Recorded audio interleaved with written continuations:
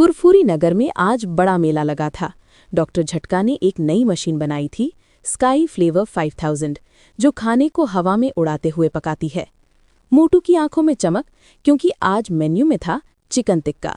मोटू ने टिक्का मशीन में डाला, बटन दबाया और टिक्का सीधा आसमान में फर्रर्र ऊपर। मोटू चीखा, मेरा टिक्का कहाँ गया? पतलू बोला, उसे पकड़ने के लिए तो जहाज चाहिए। मोटू फौरन झटका की उल्टी पुल्टी फ्लाइंग बाइक पर चढ़ गया। बाइक उड़ते उड़ते फवारे में गिर गई, फिर बिल्ली के ऊपर से गुजरकर म्याऊं। फिर मोटू का सर गुब्बारे में फंस गया। मोटू गुब्बारे की तरह तैरता हुआ ऊपर। पतलू दौड़ता हुआ, कोई मोटू को पकड़ो, उसका गुब्बारा फट गया तो धड़ाम। आसमान में वो टिक्का फुरफुरी नगर की पतंगों के साथ अटक गया। मोटू ने एक पतंग की डोर पकड़ी, फिर हवा ने जोरदार झोंका मारा। मोटू सीधा टिक्के के साथ जमीन पर गिरा, धड़ाम। पतलू दौड़ा, मोटू ठीक हो तुम? मोटू आंखें खोलकर बोला, हाँ, बस टिक्का थोड़ा सा नमकीन हो गया है।